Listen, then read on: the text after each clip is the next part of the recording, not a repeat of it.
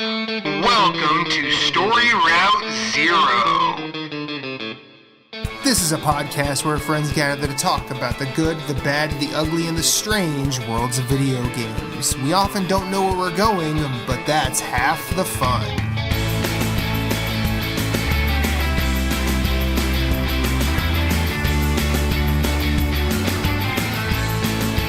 Come on the journey with us. Hit us up on Twitter at StoryRoute0. You can send us an email at StoryRoute0@gmail.com. That includes questions, concerns, comments, complaints, pet pics. Send us some recipes.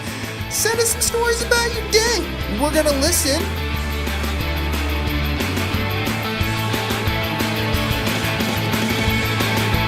Podcast, start your engines. We have liftoff. Let's have a journey.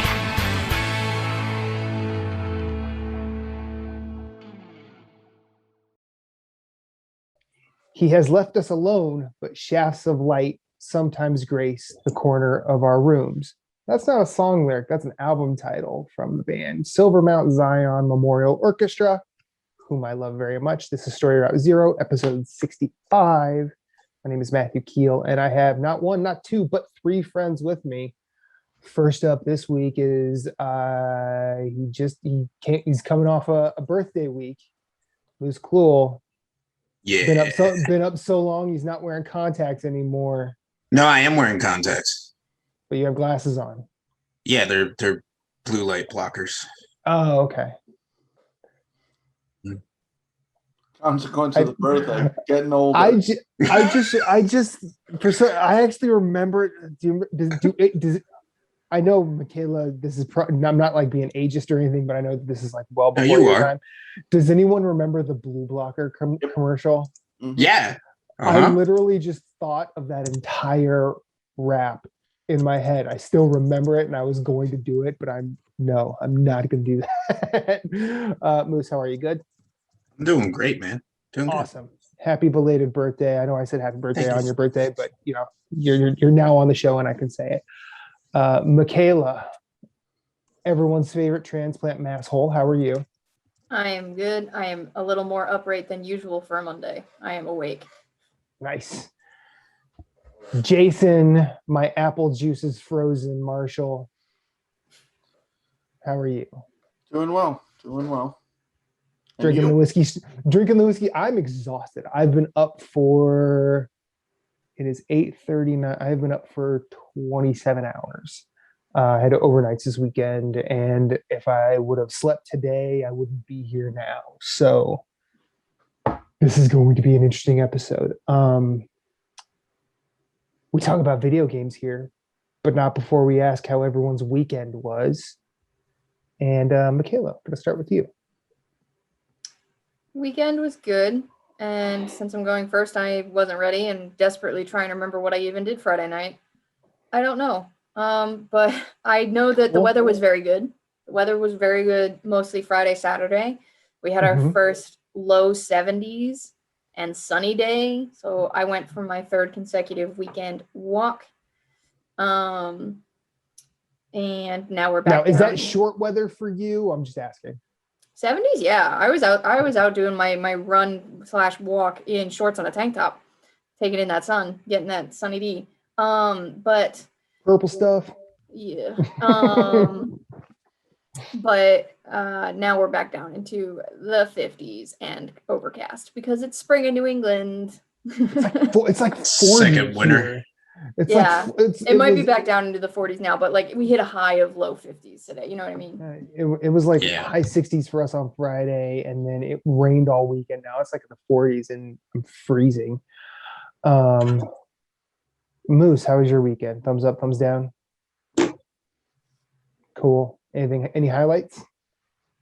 We got 21,000 six-legged creatures dropped off at the house on Saturday. Well, actually, Kelly went and picked them up. So, bees. Kelly is beekeeping. So she's got 2 hives. So Jason renovated his bees to North Carolina? I mean, we can. we'll take them on. But I guess she could go pick them up Saturday. So she went and picked them up Saturday in the like 10 or 11. And then one of her mentors from her classes. She had to do like a month like of worth of classes, and then one of her mentors came over and helped her get the bees into the hive and get them situated so that they could be like, hey, this is where we live now. And so that went well. So they're just flying around out there doing their thing. So Nah, I'm good. That's gonna be a no for me, dog. I know. I got a coworker of mine who's like he's allergic to bees. He's like, yeah, so like I could never come out and hang out with you guys. And I'm like, sorry. Like you know? Yeah. Not that he did in the first place, but you know what I mean. Like right.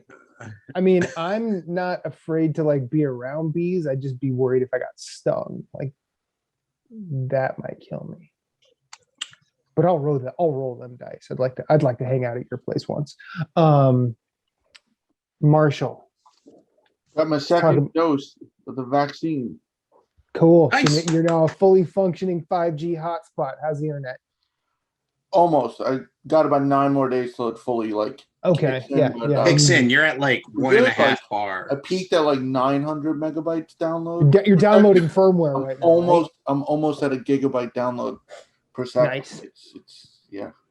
That's at the end of the 9 days, right? Like a gigabyte. Yeah. Nice. No, good. That's good. Speaking of download for a second, Optimum Altice here can just go throw them right in that B box. Seriously. So apparently during the move, I didn't return all the equipment when we canceled the service. Whatever. So wait a second. Did you change services? So no, or were you just like dropping it and continuing? I had just called and registered a new customer. Oh. Get them new customer deals. So whatever. They send me a bill. You owe this money. I was like, oh, or what for? And they're like, oh, you have to return the equipment. I'm like, okay. If I return it, you pay me. Yeah. If I return it, you pay me back. They're like, yeah. Went to the store. Oh yeah, you'll see the refund in a couple days. Jess goes, why did we just get charged $600 from Optimum? I'm like, what? So I called them. I'm sorry. What? Oh, we gave you a refund. We credited your account. I'm like, you credited the account I deactivated. They're like, yeah. I'm like, you credited the account that's not active. And she's like, yes, we did. I'm like, you're not picking up.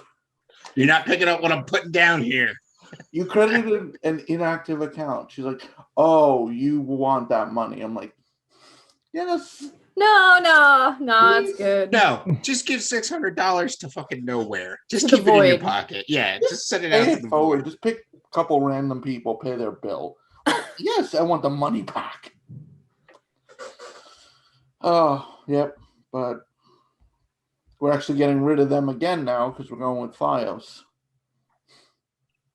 Because $160 a month for nothing really. It's kind of a lot. And then they charge you $600 out of nowhere.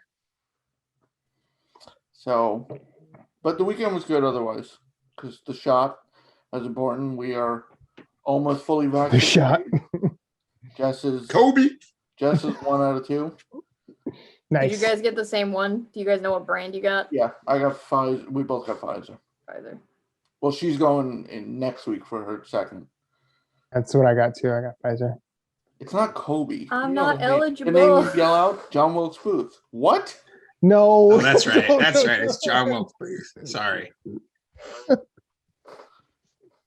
Game recognizes game. That's Frank. right. He never missed a shot. Problematic. Anyway. Anyway. Francis.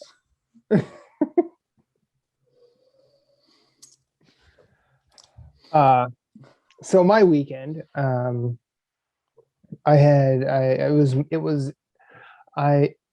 was the first of 2 in a row long weekends for me at work. Long weekends at work mean I work 12-hour shifts overnight, and then I have most of the week after off. So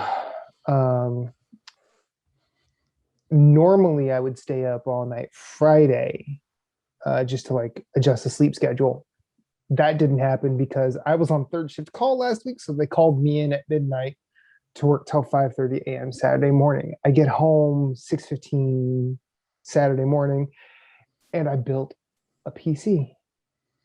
Lee Navarro, friend of the show, he and I got on Discord, and I put this thing together. It started up,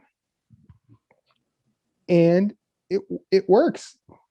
I'm in the midst of doing all of the initial updates and security stuff, but hopefully by the end of tomorrow, we should have a fully functioning PC in the house, and Nice. then I can finally create my incestuous death cult in Crusader Kings 3 and play some Loop Hero because Why not?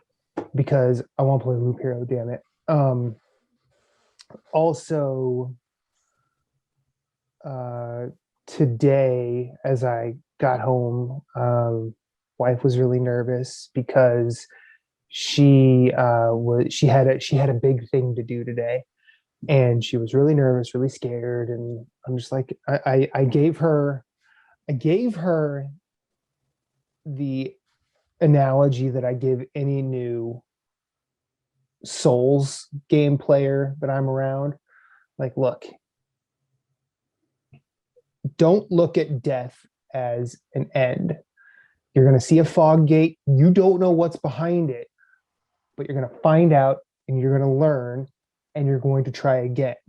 Now, if you don't try again, that means you succeeded. So you're either going to succeed or you are going to try again. And my wife passed her counselor or national counselor exam, so she can now apply to be a licensed therapist. Congratulations, Reba. Yes, we are very happy for her. That's been a big stressor of late for her, and could not be more proud of her. There was something else that I'm kind of forgetting. It's nothing like super important, but those are the big things. I'm a little tired because I've been up for over a day, and once we're done here, man, I'm going to enjoy some sleep. But anyway, it's a backlog game day, everybody, and I think I'm going to be selfish, and I want to get Jason and I out of the way first, because Jason and I played the same game. Jason, what did we play? I forgot now. We played Hitman. Yes, we did. I did not enjoy it at the levels that you week in and week out enjoy it. That's totally. I honestly not surprised. I kind of expected that. It's weird because after the first mission, I absolutely loved it. Mhm. This was going to be so cool. And I'm normally a patient player. I couldn't. It requires levels of patience at points That Jason does not I have. Didn't I have patience to do things, but like just waiting, like, okay, walk away. All right, keep going. Come just a little further. Yeah. I enjoyed the challenge once things were going. Like, I put on a uniform and I had to sneak past, and I had to like get to the objective, and I couldn't stop because it would raise suspicion. I like that. But then the moments where you're just sitting and wait for someone to get off the phone, Or you're waiting for a target to make a loop back around. Like there was I didn't beat it. I did 4 out of the 6. 6. Or 5 out of 6. I had 1 left. Yeah. I don't know. How many you hit, in the there are 6. Okay, so I did 5 out of the 6. Yeah. The one where you're the model, I thought it was cool. Like the way I ended up finishing it, I killed the model, became the model, got to walk the runway. Yep. They do a little cutscene, and it's kind of cool. I'm like, this is like Zoolander. This is the Nice. But like the process of getting him, like he was in the garden and he had to make a phone call, and I had to wait for him. And I like the challenge of I had to check the guards. You can use your I don't know what they Detective call vision. the vision. I like that concept, but I felt sometimes the waiting. I was like, really? Come on. Not a Tom Petty fan, huh? I was just gonna say Tom Petty wrote a song about that. So I love the original Hitman games. I played at least 3 of them, maybe 4. But I like the whole you make your way through, you kill people, you take their uniform, sneak over, kill someone else. I didn't like the singular objective. I mean, I know you could redo everything, but I mean, not so much graphically, but the game itself, unbelievable. So impressive how everything, like the little things, like you do one thing and it just changes everything else. Like steal a uniform, and if someone notices someone's missing, they may search, but if there's no body, the search ends and then you go elsewhere. But on the different, like one uniform gains access and nobody, like I like how that the stage with the model, you walk by and like, oh, and they just said hello to you. Yep. Like they did, or they would ask a stupid question like, oh, can you get your autograph? Or like I thought that was cool, but overall, I will not be jumping to 2 and 3. Damn it. I need someone to co-op these sniper assassin missions with me. Well, that See how he sucks. treats me. Let's see how it is. Moose, do you even know how to turn on your PlayStation anymore? yeah. No. I love you. Not a I love goddamn you. clue. But for about 25 to 30 minutes, we were sitting here looking at Discord, and it says Moose is playing WoW. Okay, because I was talking to the wife while I was doing another Drake shit. Okay, I can't help it that it's running while I'm talking to the wife. I just have the information presented. No, okay. All right. Overall, Anyway. Hitman's a phenomenal game. I think they nailed it. But it's luckily the first few missions, actually the first game is pretty much free. Definitely try that before, because I had what I thought the game would be, and it kind of was, but the whole waiting, yeah. Now, just to ask some questions, did you just do the main missions? Is that all you really did? So the first mission I did a couple times, went back, tried different things. After that, I kind of just did the thing was like I'd beat a mission and okay, I'm done for the night. Not like, oh, I beat this, I want to try the next level. Like I was like playing a game and you're like, oh shit, it's 1 o'clock. No, I'm almost done. And you're like, oh crap, it's 3 a.m. What did I do? Yeah. It wasn't like that. It was one of those, okay, that's good for now. I'm gonna switch games. So I did like the training. I think I did it on PS4 though. I think I came close to mastery.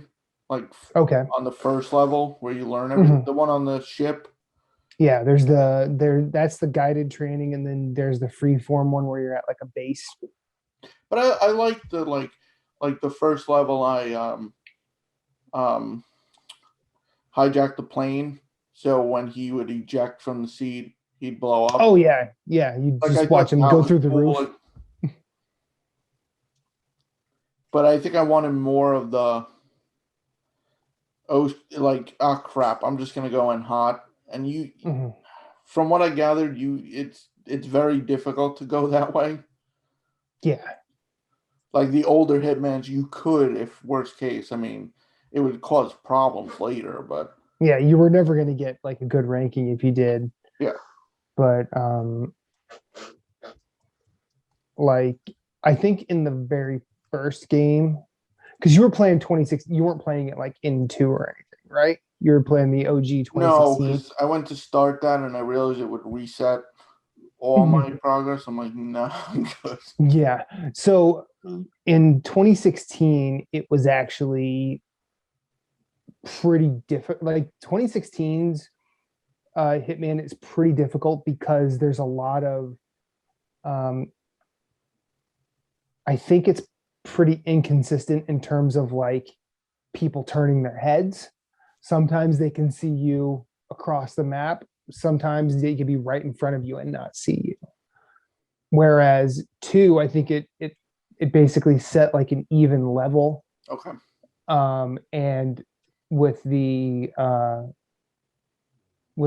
cover systems, like being able to take cover in tall grass in 2, that sort of is a good counterbalance to a lot of any of the stealth problems. Yeah, I took cover in a bio shower in one of those missions for about 5 to 6 full minutes. Yeah, and you'll wait for you will sit there and Literally, wait for them to like de-escalate. Yeah, like I put the controller down and walked away and like just waiting for them.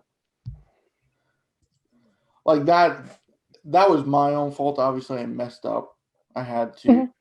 And I'll say on the PS5, reloads were nearly instant. But then there was like the one with the villa. I cooked the spaghetti wrong to poison. Oh, yeah, Sapienza. Yeah. I felt like I was waiting like 10 minutes for him to like eat it and then realize, that didn't taste right. Like I felt like I was, and I had to use the vision to see that he sat down and like all right, this is ridiculous. And because you can't hang out there because everybody's like an enforcer, right? Wander over and like peek and see. You're like kind of blind. I'm like, yeah, this is kind of that really kind of set the tone for the downhill. Like this waiting game is okay. Well, the reason I asked if you did any other ones because I think I like the way that a lot of those missions get changed, especially Sapienza in the 2 additional targets they released. Not any elusive targets, but they released one called the Icon, where you have this aging star who's playing like an Iron Man type figure, and he's your target, but he's in like a bulletproof suit, so you kind of have to figure out other ways to take him out. Then there's no, that's in Marrakesh. That's not in Sapienza. I know. I'm just. And then there's also the landslide, which is it's a political rally, super conservative, basically someone who's kind of like a Trump analog, and you have to take them out, and that's even in 2021, it's still pretty therapeutic. So and then in of course in Paris there's Holiday Hoarders, where you take out the wet bandits from Home Alone. Like the 2 targets are named Marv and what's the other guy? Oh, Marv and Harry. That's it. And then there was the Sarajevo 6, which is a campaign. It's called Patient Zero. I still haven't played that. I plan on doing it in 3 eventually, but I just haven't yet. Did you have any of? So it was basically Paris, and then everything was downhill for you. No, after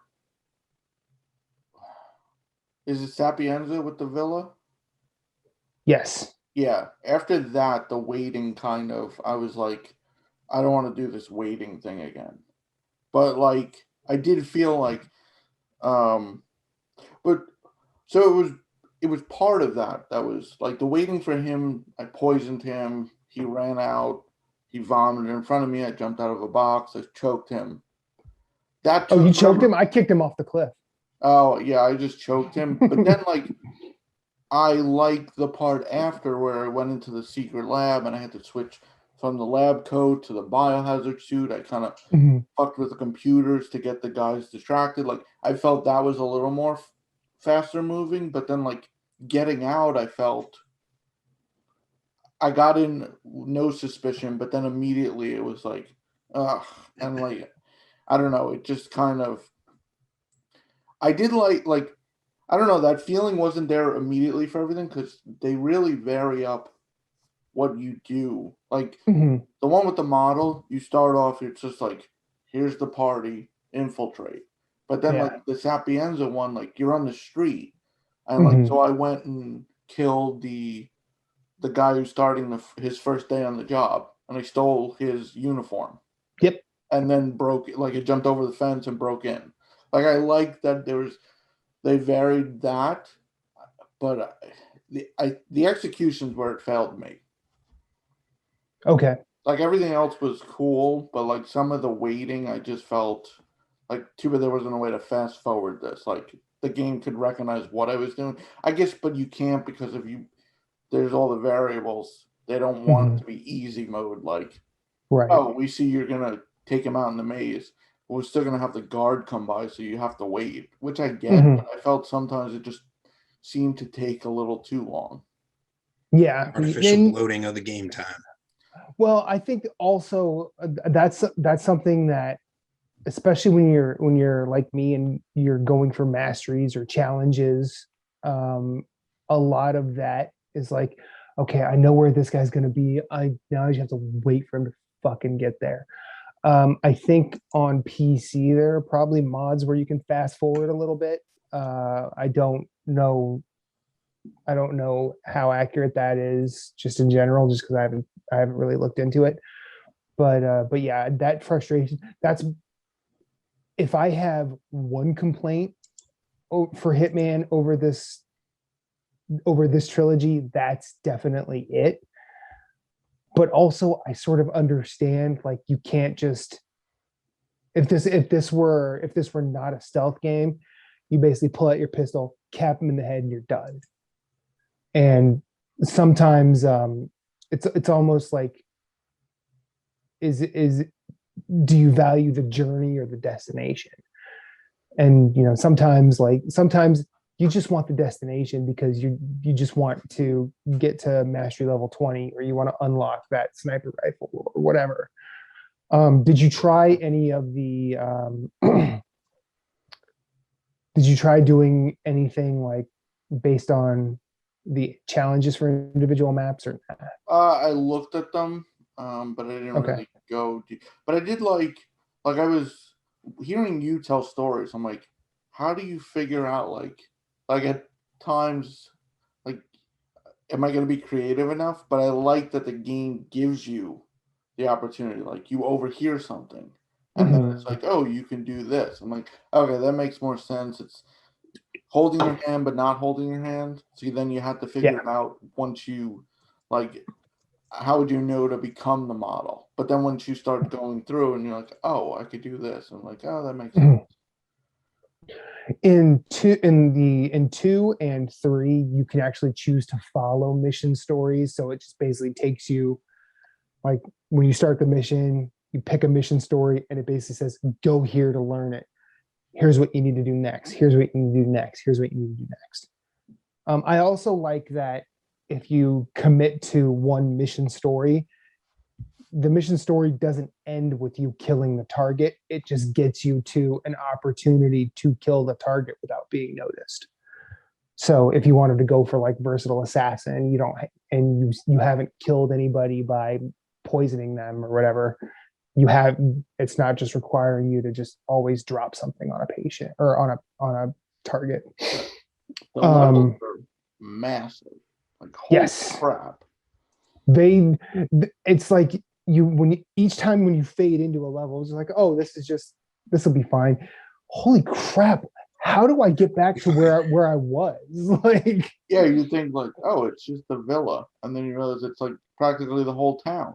And no, then you're yeah, like, it's the oh, whole it's the town. secret lab underneath. That's the same size as the whole up. And then you go into the church and you can go into the sewers underneath the town where Mario and Luigi are. It's crazy.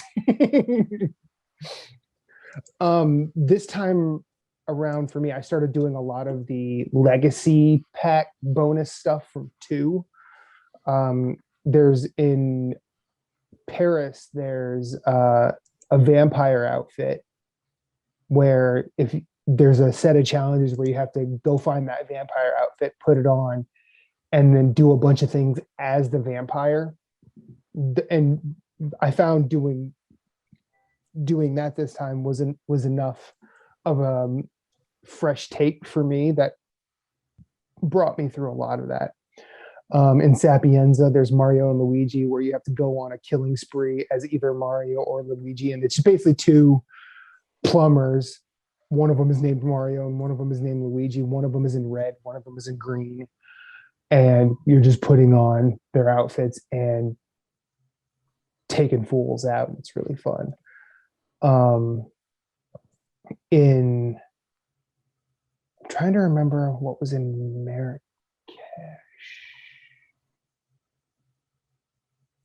I don't remember what was in Marrakesh. In Bangkok, it's an homage to The Shining, where they want you to kill they want you to kill things without being seen, but every body must be found, and you must kill people with like axes or whatever, or it must be accident kills, and that stuff is really fun. And then in Hokkaido, there's a nod to Uma Thurman's outfit in Kill Bill, the Bruce Lee motorcyclist. Mm-hmm. They want you to take out a bunch of targets dressed as that, and that's a lot of fun. These games are really cool, and I'm sad, but I'm not surprised that you ended up where you're at. It's one of the best games I've ever played that I do not like. That's not for you. Yeah. It's just like, man, this just isn't for you. Yeah. Like, I can recognize how good it is, but it's not for me. Yeah. And I like that it wasn't like, oh, there has to be a build up. From the first mission, it's enough of the whole game that you can tell whether. I mean, there was enough to pull me in that I was like, I see where we're going. I want to see, but then just the waiting game just seemed to annoy me more and more. I'm like, yeah, I don't know if I could. So, am I right in assuming that your least favorite map in this set was Colorado? Yes. Yeah, Colorado fucking sucks. It's such a weird. Oh, I forgot about the legacy one in there. Become the Scarecrow, and you can basically light people on fire. Oh, that's cool. I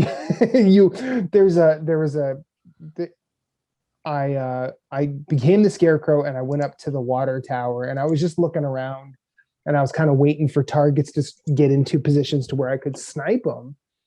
And I saw these bells around the level, and I did this by accident, but then I figured out what it was by looking at a video. Anyway, if you shoot them in order from, I think, lowest tone to highest tone, all of a sudden you become the Wicker Man. And anytime you are within like a certain distance of not just a target, but like a threat of someone who will threaten you if they see you, they just burst into flames. And that was pretty cool. But yeah, so yeah, we're kind of on not quite opposite sides here, but yeah, I think Hitman 2016 is a nice little business card for what they would do with this trilogy, and they never really strayed too far from it. In fact, you could probably make an argument for Hitman 2 and Hitman 3 just kind of being not necessarily rehashes, but there's definitely a pattern to how they designed them, and that didn't really change too terribly much over the series. I do think that when they stepped outside and did something different, especially in 3 with like Dartmoor and Berlin, and in 2, definitely with Miami. Like Miami is easily one of their best maps. It's just it's a very nice trilogy of games, I want people to love them as much as I do. But knowing what they're capable of and what they did, I am still excited for Bond. Yeah, definitely. Obviously, if it's a similar gameplay, which I don't think it would be, I'd be a little more hesitant. But knowing what they can do and what they pulled off, I mean, I have high hopes still for. Yeah, like with this, I have no doubt it'll be a good game when it comes out. Whether I like it personally, that's I would say up, and we'll see what it's about because we don't even know what type of gameplay it is. But they can do a world that is fully interactive, which is the attention to detail is just insane. Yeah, like thinking of ancillary things I know about Bond. I'm really excited to see what they do. I'm also excited that it'll be a Bond game that's not just another GoldenEye. It's not another just we're gonna try and be a party time shooter for you and your buds. Like this seems like it could be really cool. Anyway, I don't want to bore our co-hosts with Hitman talk. Michaela, how was Watching Dogs? Did you play a Hitman in Watch Dogs? I had a spy, not a Hitman, but that's kind of close. Yeah. Potato. Let me break out my notes. I put together notes for all this. I guess my summary of this is this game goes from derpy to dark and a hard left turn real fast. That's my summary review of Watch Dogs. From derpy to dark, left turn fast. Put that on the box. Derpy to dark. All right, I'll write that down for the episode title. There we go. That works. We Backlog challenge. Derpy to dark. Yeah, there we go. Dark. Hard left. Hard left.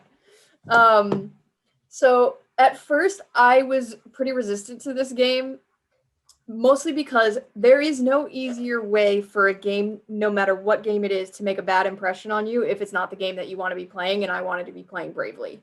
You know that moment where you're like, okay, I need to stop playing what I feel like playing and play something else. So the first couple hours, I was pretty resistant to this game. But then after about 5 hours in, I started to give it a real chance, and I started to have a lot of fun with it. And then it would get in its own way a little bit, and then I would start to have a lot of fun with it. And then it would get in its own way a little bit, and I would flip-flop it back and forth. Ultimately, this is a game I want to finish. I'll give that verdict here. I made it through half of the campaign, so I looked up like a walkthrough to see, because I don't know how long the game is without doing that. Sure. And basically, they call it like chapters, the way I was looking at it, chapters, but it's not like chapter 1, chapter 2, chapter 3. It's like each chapter is like a collection of missions under, like, they're like submissions under the header of a main mission, essentially. Yeah. Is Jason the only one here who's played it? Yes. Yeah. So Jason, you know what I'm talking about. Like, it's a collection of submissions, and when you complete that mission, it says chapter completed. And there's a prologue plus 8 chapters, and I played the prologue plus 4 of those 8 chapters. About 13, 14, 15 hours, I think, somewhere in that range. So it's probably on par to be like a 25-hour experience, unless I went and did more side missions, and then it might be a 25 to 30-hour experience somewhere in there. I was about 25-ish, and I'm relatively close to the platinum. Yeah, I wasn't paying attention to platinum stuff at all. Except for like so I'm playing on PS5, so I get those like I forget what the cards are, those things, the activity cards come up, and they show me like recruit a video game developer, and I found a video game developer. I just didn't do the mission. Yeah, I saved them for later. But like, yeah, I haven't been like actively trying to grind out trophies. But yeah, overall, this game is gorgeous. It's beautiful. I think it's my favorite convincing open world from Ubisoft of late, because I've played obviously Immortals, I've played the most recent like the new version of Assassin's Creed where they're open world RPG-ish type stuff going on. And in contrast specifically to the Assassin's Creed games that are coming out, this world is much more dense, whereas those tend to be very, very just big in scope with a lot of blank space in between. But the least convincing part of the world is the people. And I think it's because of the mechanic where anyone is recruitable, anyone could be anything, because there's so many randomly generated characters. They have to account for so many different faces and voices, and it's all randomly matched together. So like people's voices won't match their faces or their personalities, and the lip sync is kind of iffy. So the people themselves are the least convincing part of the world. But when you're driving around in a car, this thing is fucking gorgeous. But speaking of driving around in a car, I, as somebody who doesn't like to drive in cars, period, in real life or in video games, was trying out the auto drive feature of this game, because if you pick a destination, get in a car, hit auto drive, it should go. In my notes, Negative Ghost Rider. Yeah, in my notes, it says auto drive is drunk. That makes sense. That's auto drive needs a breathalyzer. Auto drive is drunk as fuck. Nobody in this game can fucking drive. It is hilarious. No, I agree. I flew 90% of my playthrough. I hijacked the cargo drones and I just kind of floated. It was slower, but it was quicker in the sense that I didn't have to deal with the drunk drivers and just kind of dropped in on where I needed to go. I want someone to stream this when they do the cargo thing and just do a traffic report. But seriously, the drivers in this game, auto drive included, are so fucking dumb. Like, it'll, like, you know how, like, when you're in an intersection, you're supposed to stop before you get into the middle of the intersection and look and then turn? No, fucking auto drive stops in the middle of the auto section, then decides it can't make the turn, and then waits, and then tries to turn anyways. Auto drive is fucking drunk. And then also, whenever I would pick like a destination, it would stop near that destination, but not actually at that destination. So I was like, thanks for the No, that's done for a reason though, because a lot of times if you approach too quick, people would. I found that actually helped in some situations. Not help me. Like, I'm talking including a mission where it's like the whole point is to deliver a van. Yeah. Auto drive stopped about 50 feet short. Well, we're only gonna take you. We're only gonna take you most of the way. You got to pull into the driveway. Also, the other thing is, there's no on-street parking anywhere. So if I just pull over on the shoulder of the road, there's other cars will just continuously run into my car that I left. Sounds about right. And it would just cause a pile up of just a line of cars not moving because there's this one car continuously running into the car I left on the shoulder of the road. It's like, it was fucking great. Literally, I did it in a roundabout once. It was fucking great. I did it in a roundabout, and just half the roundabout is a line of cars sitting, not moving, because they couldn't figure out to just move over a little bit and go around the car I left on the shoulder of the roundabout. So about auto drive conga line. Let's do it. Yeah. So about 10 hours into the game, I stopped using auto drive and I started parking on sidewalks because I was like, it was just easier. I'm too lazy to go find a parking lot and then walk back to where I was trying to go. But if I leave this in the middle of the road, it's going to cause a huge traffic jam. So I started parking on sidewalks. Pedestrians be damned.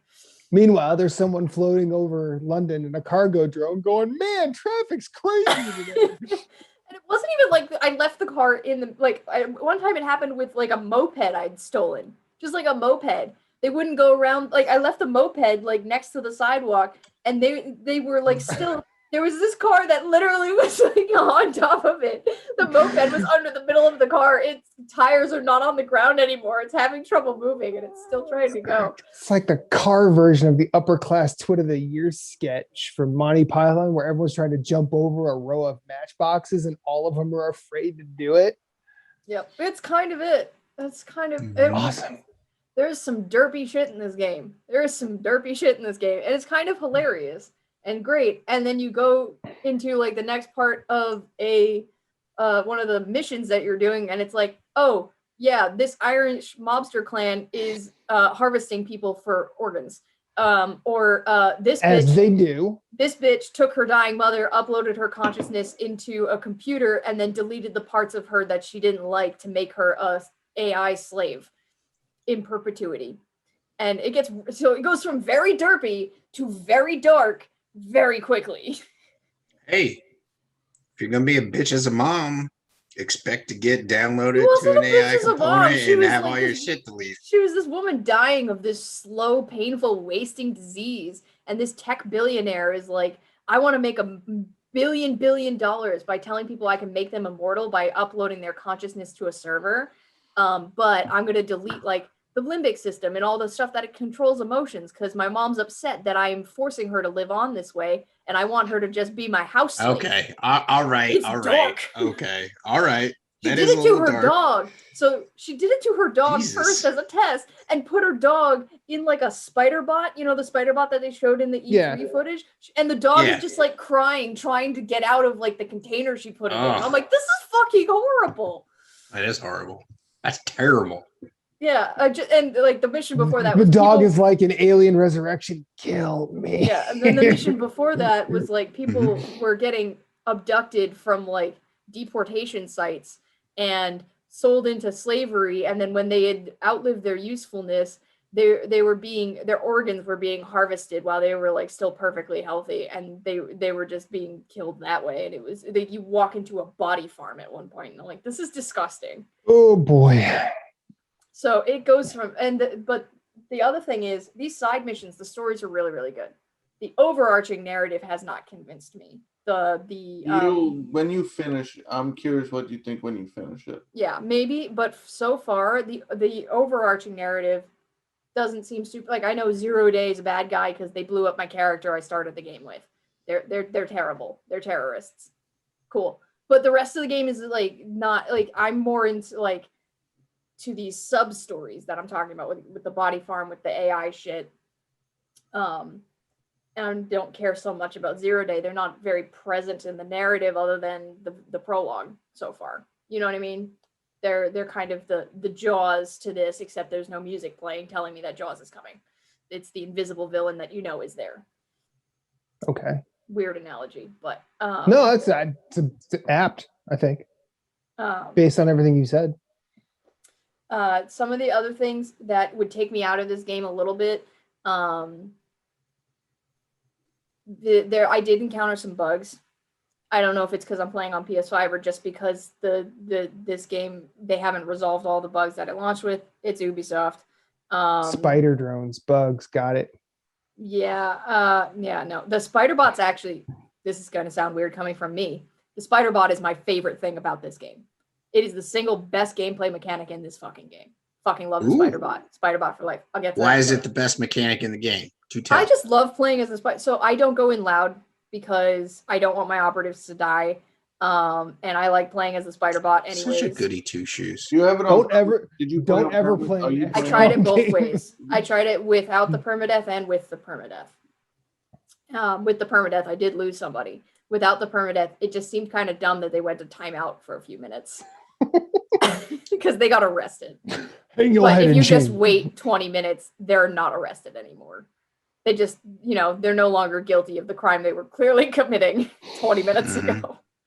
So permadeath does make it more cohesive of a narrative, I think. But the spider bot is fucking great because I like playing stealthy in a lot of games anyways. And this thing, it lets you crawl in through vents. It can physically interact, like it plugs itself in like a USB when you're hacking, so it can physically interact with stuff. It can pick up stuff Nice. like you know how there's always in open world like documents to find, packages to pick up, points to them get damn for, dirty collectibles. yeah, so the spider bot can pick it up Did and you you get the automatically takedown? get it. What? Did you get the takedown? I got the combat spider bot. The I- spider so bot does a there's- takedown later. It's basically like the face hugger from Alien. Yeah, I didn't get that far. I got the second That's spider even more bot. disturbing. So yeah, no, I got the spider bot that has armor and like a little like machine gun on it, basically a mounted gun, and we'll get to that in Murder. a second. But so like you use it to get in through vents, you can use it to hack open doors that your person needs to get through but can't get through to the other side. You can use it to spook bitches and lead them into traps, like you can set traps and stuff all over the place. And like the guards will notice that spider. You can spook bitches, and they'll chase the spider and then get zapped. It's fucking great. No face hugging, but you can spook a bitch. I mean, it's a pandemic. You just want to spook the bitch. You don't want face hugging. I mean, you know, if you're both vaccinated, I ain't, you know, do what you want to do. I don't know. It depends my on the favorite- vaccination yeah. because Johnson & Johnson ain't effective. My favorite way to complete most missions is like more than half the time, your operative does not need to go in the building unless you physically need to go to a place. But if you're, let's say, infiltrating like some headquarters and you just need information, you can just send the spider bot in, and my guy can stand out on the street and never be somewhere where he's going to alert enemies. Yeah. Yeah. The one problem I had with that, at one point I was doing my usual, my guy's out on the sidewalk, my spider bot's in the building, being a boss, taking care of everything I needed to. Some rando kept walking into me and disrupting my connection with my spider bot. Like I hadn't triggered an enemy or anything. Just this dude was like walking into me and he was like, "Fuck, you want to go, man? What are you doing?" And I was like, "What the fuck? Please stop." I apparently need to park myself somewhere else, sir. Give I me a know my second. car is causing a huge traffic jam. Why are you walking into me? Go walk into my car with the rest of London. That like, so I feel like that kind of bleeds into like Wildlands or Breakpoint a little bit, because like sometimes you'll be trying to infiltrate a base and like you'll use your drone and they'll see your drone and it gets discovered and all of a sudden they're up your ass like crazy, and it's like, you don't even know where I am. How do you even know where I am? Like all you did was see my bot, so you know somebody's here. So the only place you could escalate this to is like you're looking for somebody. That's it. You do not have a confirmed target. You don't know where the fuck I'm at, and that just aggravates the fuck out of me. And I can see how that could be a problem. It only happened a couple times, and like I said, if it was me being inside the red zone and I'm in like a restricted area I'm not supposed to be in, and I got caught, okay, fine, lose the connection to the spider bot. Now I'm getting shot at or whatever. This was just some rando on a sidewalk getting mad at me for no reason. I was like, all right, I ain't stepping. You need to back the fuck off. I had nothing to do with you until a minute ago. Please go away. I will put a bullet between your eyes if you do not get the fuck out of here. Do you want to die today, sir? Yeah, no? pretty much. Carry on and go tell your wife you love them or whatever. Or whatever. But yeah, Spider-Bot's great. I've used the Spider-Bot in combat now that I have that armored Spider-Bot. So when I was finishing that mission with the woman who wanted to make people immortal by uploading their consciousness and turned her mom into an AI house slave, you have to go down into like a secret basement where she's uploading herself to the server. And it gets real dark because you have to decide whether or not to let her become immortal or delete that bitch. I deleted that bitch. I delete her. Oh, I deleted her. She's like, I don't want to die. And you see her body like on life support because her consciousness hasn't fully left it yet. She's like, please, I don't want to die. And I like hit delete and her body just like floats to the bottom of the tank. I don't think anybody wants to die. It'd be great if they licensed the Rolling Stone song "You Can't Always Get What You Want" for that Exactly. moment. And played it over that. Just nice and just let it build. Yeah. You know? Yeah. So I did that, but then you have to escape the building because like security is alerted that you killed the person who owns the building. Of course. So Instantly. the SWAT team comes in, and I see. At least Hitman is consistent. If you kill someone without being noticed, nobody knows about it. Right. It Exactly. was connected. I did fuck with a computer. But then everybody has questions. They're like, "Where are you?" She was like Claptrap. She was trying to integrate. Yeah. So I. Oh, whoa, what a kidder. Yeah. Don't he's joking. What a kidder. Yeah, no. So I killed It's most like of the clap, security clap, team. tap, wub, wub, wub. No, I killed most of them that came down. There's I killed most of the security guys who came into the basement after me. But there was this one person who was like hunkered down, and I couldn't get a clean shot at him, and I was literally just gonna have to run out and put myself in the line of fire to get an angle on them. And I didn't want my operative to die. So what I did was I chucked my armored spider bot towards where I needed to run and just hit engage, and it started shooting this person, and it wasn't like enough gunfire to like kill them, but obviously she got distracted and started shooting at the spider bot while the spider bot was shooting at her. So then I just ran out of cover, pistol whipped a bitch, and kept going. Hell yeah. It's fucking Hell great. yeah. The best parts of this game, the most fun parts of this game, is when shit gets crazy, obviously. Because the combat itself, basic as hell. You have punch, punch, dodge, punch, punch, or just basic third-person shooting. It's not particularly engaging combat. You don't unlock extra combos to punch people or whatever. It's like square, square, triangle, square, square. So your payoff is mainly sneaking around. Yeah, for me at least. Right. no, I mean, it was even with people who, so not everyone has lethal weapons. Only certain characters do. Otherwise, you get like stun guns and whatnot. So you can go hot and heavy, but it's not advised even with unless you have the character. Like the spy gets a silence. He's basically Bond. He gets a Walter. He gets a silence Walter PPK and a watch that shuts down everybody's weapons temporarily. which is kind of cool. It's the Bond watch. He hits a button and it's like an Yeah. EMP. It's kind of cool. Oh, nice. But That is cool. I had a character with a submachine gun, and I would just, when shit got crazy, just mowed everyone down. But like, Yeah, see, when I lost an operative, I had done a mission where I had to drop a van off, and then like the Irish mob just swarmed me. There was 10 guys with drones, and my character had basically a pea shooter. I was like, well, fuck. I like the takedown. I don't know if you noticed, different characters do different characters takedowns have different based on their takedowns, like yeah.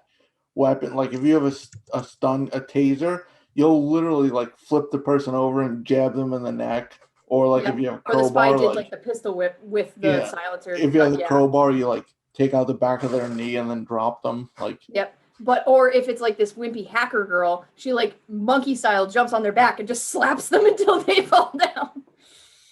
But did you use a lot of characters, or did you kind of stick to? unless you I had to cycled through switch? like 3 or 4 of them, basically. Yeah, I found I favored the hit.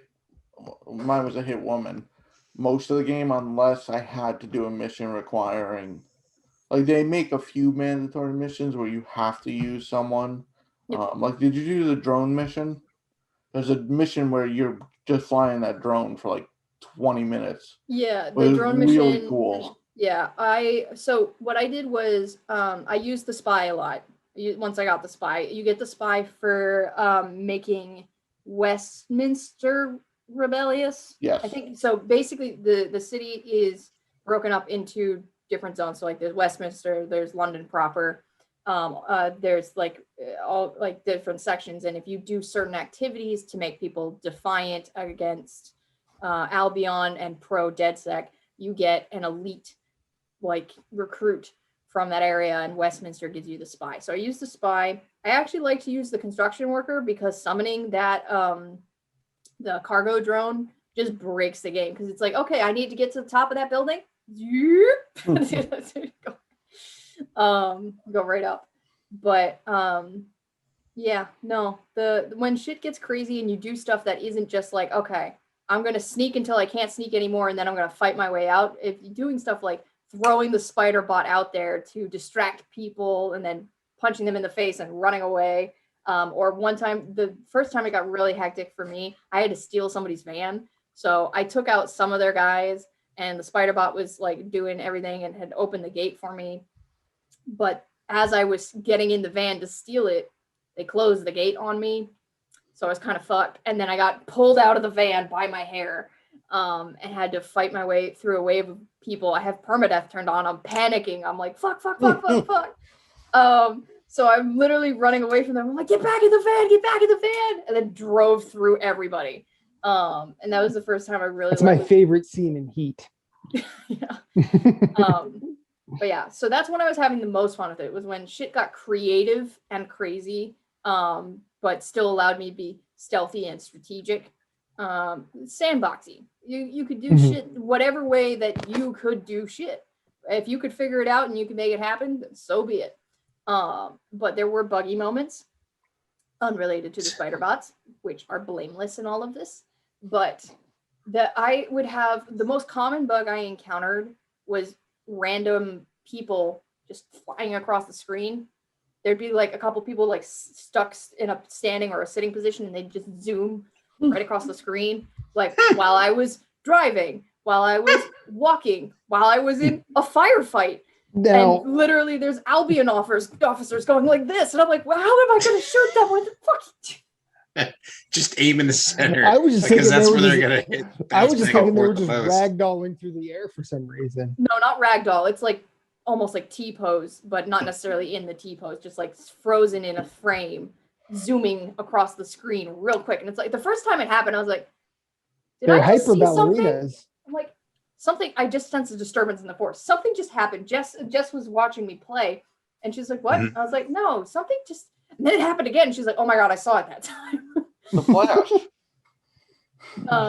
Or I would have weird stuff where like the main mission marker, if you have, like, you can track a mission in pretty much any game ever. The main mission marker is yellow, and sometimes after I completed a part of a main mission, the next mission marker wouldn't show up on my map unless I like fast traveled or something, and then it would show up on my map. Stupid stuff like that. Not game breaking. The closest to a game breaking bug that I came, which technically isn't that bad, but it took me like 10 minutes to fix it. I was so there's this mission where you have to recruit an Albion officer, and Albion is like the security people. They're like anti-DedSec, whatever. You have to recruit an Albion officer so you can get into the Tower of London. And I did the prerequisite stuff. Well, I had one of those issues where her quest marker was not showing up until I went and found it. And I did the prerequisite for her recruitment. So all I needed to do was go and talk to her. So I ran up to her, and there was no prompt to talk to her. And then she started running away from me. I was like, wait, come Each back. have to complete a quest. Come back here. And she's like, no, I don't think so. She literally turned to me and said, no, I don't know, thanks. And then ran. She bolted.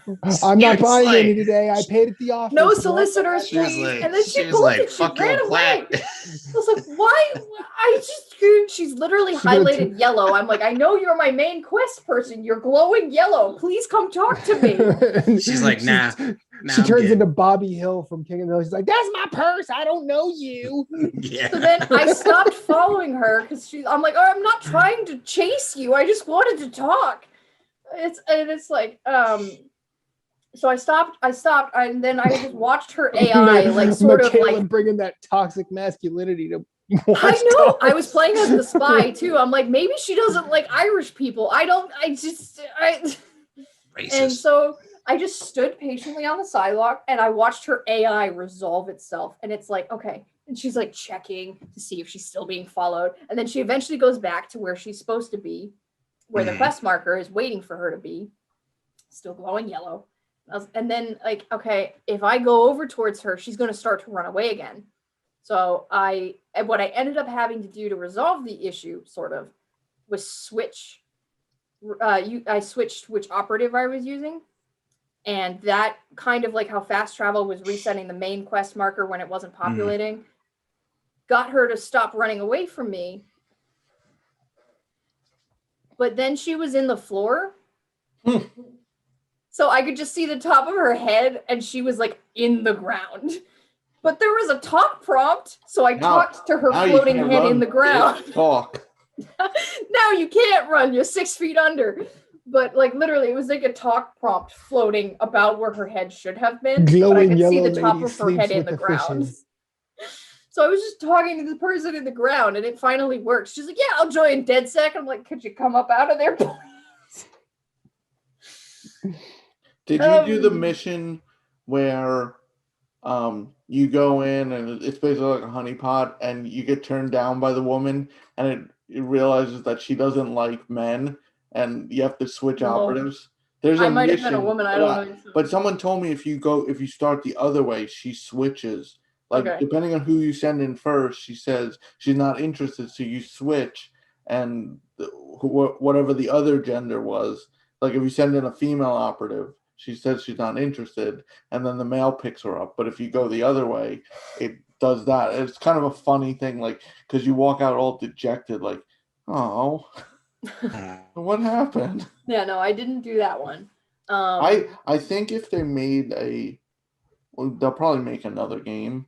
I'd like to see a main character like 1 and 2, and then using the ability to recruit. Like I always liken Watch Dogs to that show Person of Interest. I don't know if you guys are familiar, remember it? So like, Yeah, I know. Yeah. I think it'd be cool if you had a main character and then you could recruit people to help you, but you don't play as them. Like so, like you have like a So that way waiter, they're not up for the gamut. like you have a waiter in a restaurant, like you're doing the mission, and the waiters though set up in the kitchen because the guy's gonna run and he sets up like he's gonna lock the doors or like trip it or something like. Because playing through, once I had that hit woman, I didn't use anyone, and I felt it was almost. I felt I was using people more at the end because I was trying to go for trophies of using them. Like I was like, well, I don't need this person. Why am I going to use it? Like I have access. Like it kind of there was no like, what's the like? It kind of got to the point like, do I want to switch characters? No. Yeah, I keep going back to the spy because he's got the best loadout.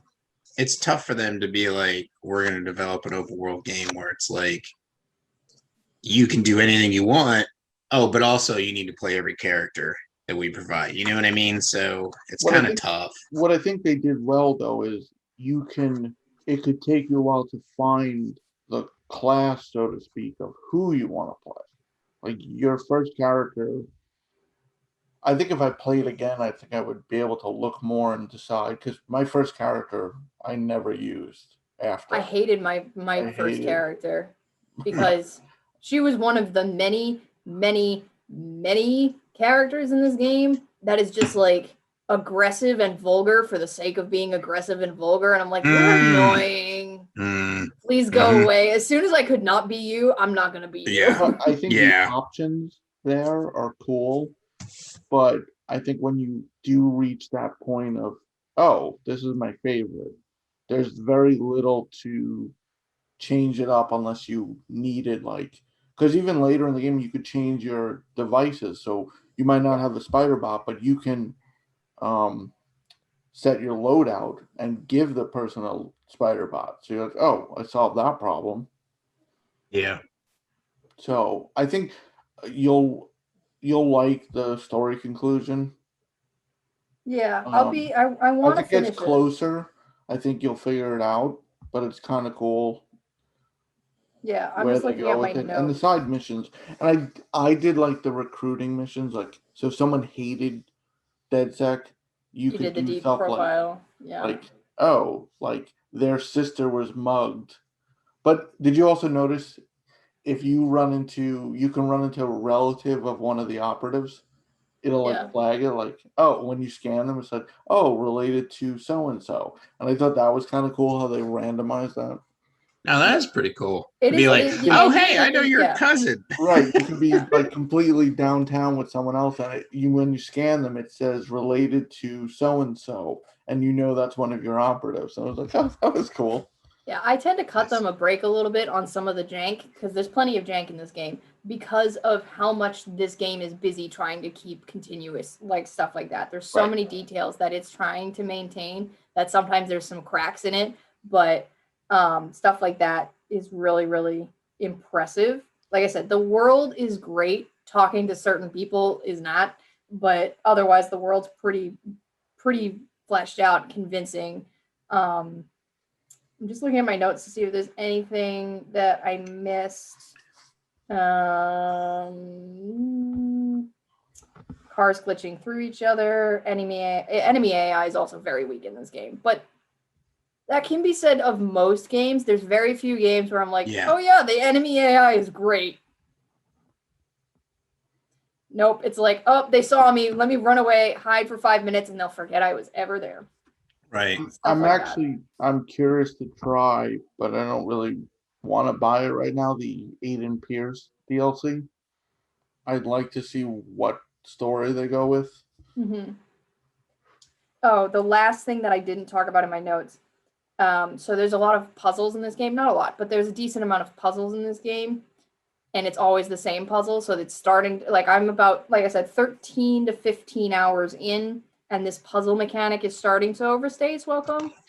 Where it's one of those where you have to connect 2 points of electricity, essentially. Think like Spider-Man had stuff like this, where you need to get point A to connect to point B, and you're just constantly turning, tweaking little stuff. arrows.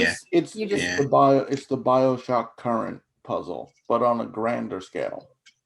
And but if it wasn't the only puzzle in the game, I wouldn't mind. But it is the only type of puzzle in the game, so every mission has a version of it. Did you do the one, like, usually they're contained within a room? There's one that's the whole building. Did you do that one? No. Well, I did one that was the side of a building. Yeah, it's literally the entire side of a skyscraper. The puzzle goes from in a room where there's a couple panels to literally the side of a skyscraper. Yep. Yeah, I did the one that was the side of a building. You need the drone to fly up and switch. You need you need the drone to do a lot of them. Like I needed the drone even just to do the one where the lady was uploading herself to the thing, because it's like in a tube and you can't see the top of the tube, so it's very annoying. And then I like one that I liked as a concept was like one where this guy had basically a shotgun connected to an electric tripwire pointing at his door, and you needed to go in his apartment, so you had to hack a camera to fry the circuits on the shotgun. So it wouldn't explode as you go in. Let's say even if there was just like 3 types of puzzle, I wouldn't be getting tired, but it's the same type of puzzle over and over again, just repeated in different patterns. So I do wish that they had spent some time putting variety there. But otherwise, I'm having fun with it. When it gets creative, crazy, do whatever you can to beat the mission. I like the sub-stories. I'm not currently feeling the overarching plot too much. And sometimes the moments of jank do just kind of pull me completely out of this game. And I'm not even just talking about the bugs. I'm talking about some of the jankiness of the design itself. So I like the game. I'm enjoying the game. Sometimes it frustrates me, but I want to finish it. At least the story. It's just a question of when will I have time to finish this? On to Moose. I heard an old one saved Christmas. Yes, but not in a fun way. I didn't have a lot of fun with this game. Really? So I think my problem was it was just like I was playing it and I just was like on autopilot. I feel like the game does not do a good job of being like, hey, this is how you upgrade, this is how you do this. Like, do a nice little, like, whatever. I found like a lot of the battles, I was just waiting for, like, I'm just like, oh, I can't really do anything. Okay, I'll heal myself. Okay, I guess I'll be on defense because I don't have a regular attack to kill this fucking enemy. So I got to sit here through bloated gameplay to try and like do damage to kill this one enemy. So there's a lot of pluses for the game. There's just a lot of minuses.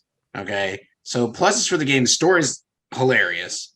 Cthulhu is hilarious. All of his NPC characters are hilarious. Breaking the fourth wall is great. Loved it. Had a good time with that. The inside jokes are great. Like even referencing himself being in other games and all that stuff like that. That was great. But I feel like the combat could have been fleshed out a little bit more, but also that might be my fault. I don't know. I love the combat, actually. Now, I didn't mind the combat as far as basically, as far as I understand, You have 4 slots which you can assign skills to, and then 4 slots are random slots. Right. Like whatever you know, whatever else you don't assign, just randomly gets selected when you start a fight. Right. Which is, I could see being okay, but like I was saying, it might have been my fault in not like really focusing on the characters and being like, what's your best skill? What's the best this? What's the best that? You know what I mean? So, like I said, but I feel like the game doesn't do a good job of like helping you understand that. You know what I mean? Like it's just like, here's a new skill. Okay, well, what should I replace? And it's like, oh, well, I kind of like these skills that I'm using already. And I feel I had another problem. I'm gonna be honest. I didn't beat the game because I got to the second to the last dungeon, and I cleared. So the game is cool in the fact that like when you walk through the dungeons, it's like you have 8, 10, 12 battles to do as you go through the dungeon. And if you clear those battles, you can free roam the dungeon to do whatever you want to do. So you can go find gear, do this, do that, whatever. So I'm like, well, and I talked to Jason about it, and I was like, did you do all the battles? I was like, I feel it's a good idea because you're maxing out your characters. You know, your characters are getting the most experience that they can get. And he's like, yeah, I did. So I was like, all right. What pushed me over the edge and stopped me from going to the end of the game was the fact that I was to the second to the last dungeon. I got to the boss, and it was just dragging ass. Like it was dragging ass like crazy. And I'm like, this is just ridiculous. I feel like this fight is completely and utterly bloated. There's no need for this. And so what I did was I quit the game to play, I don't know, something else on the Switch. I played something else. When I came back to the game, my main problem with the game is the fact that like it completely started me. I saved.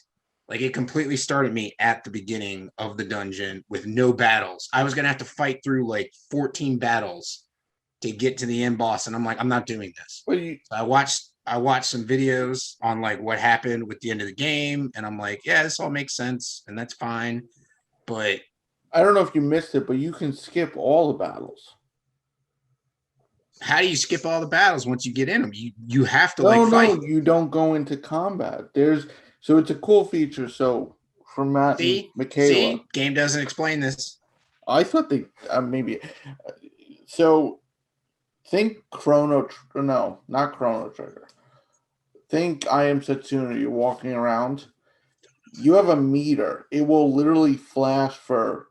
It's like a half a second, but it's like the longest half a second. If you push A or X, you will cancel the fight. And then the meter. Oh, see, I didn't know that. The meter has to rebuild, and when the meter. Right. So you could. It also clears when you go from room to room. You could spam the button and just walk around and never go into a battle. So, like when you go from tile to tile in the game, it also resets that meter. Right. So yeah. So you can skip. I thought. All right, so I'll admit most games I don't. Tutorials are dumb.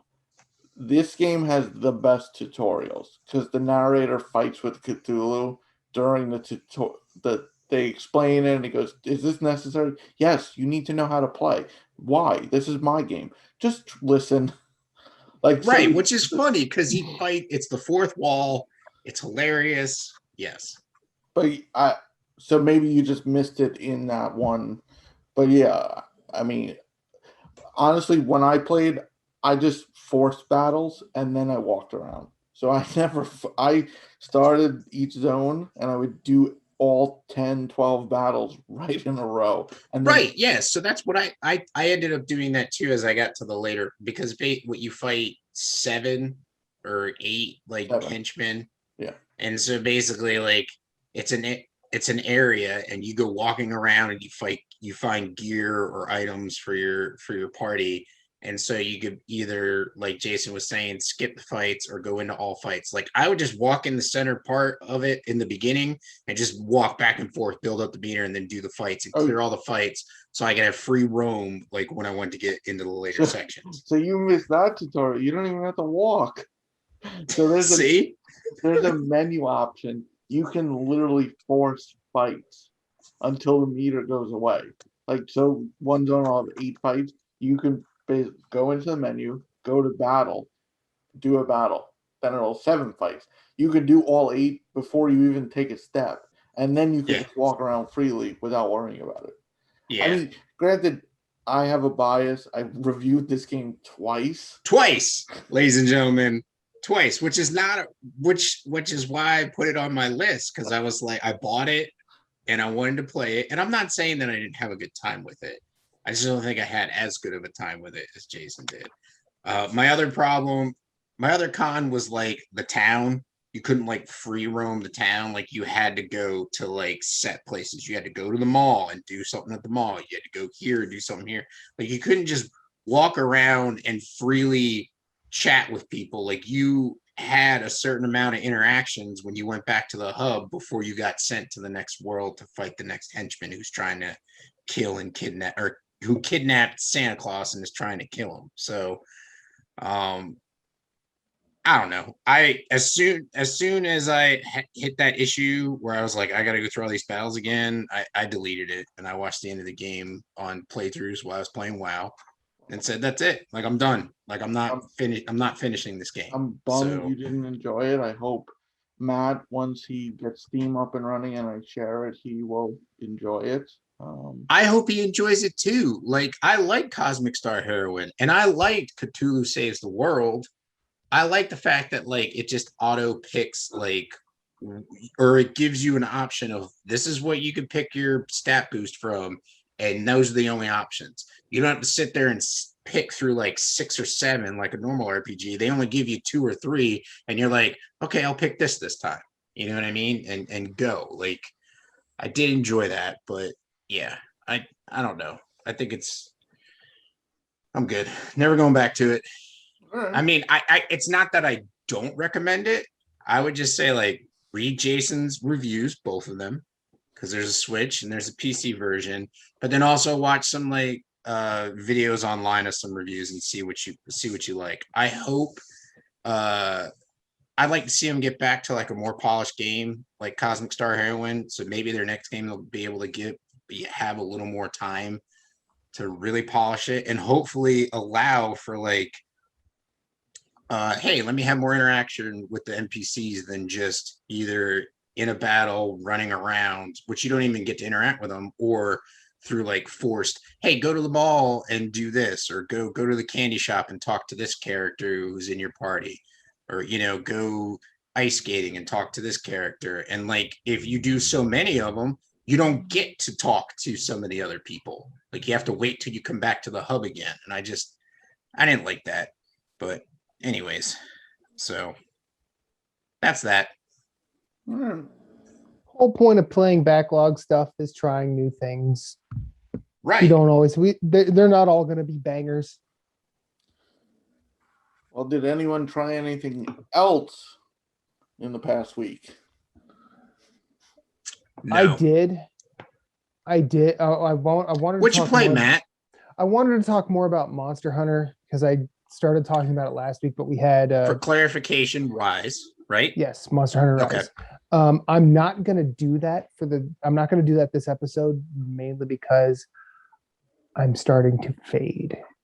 So I'm going to come back fresh next week with a whole bunch of Monster Hunter to talk about. Okay. Anybody else though?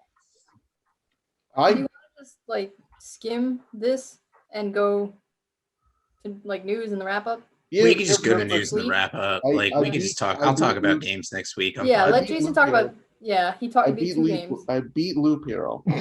Oh, nice. I beat it, and I've come up with the perfect analogy. You were a dungeon master, like in a D&D game, and the computer is the people playing. You control the world, and the world just happens. But instead of people, it's the AI just goes with it. It's really cool how you can have the control you have over. Soylent Green is Loop Hero. Yeah. And before the show started, I finished Outriders. Oh, congratulations. Thank you.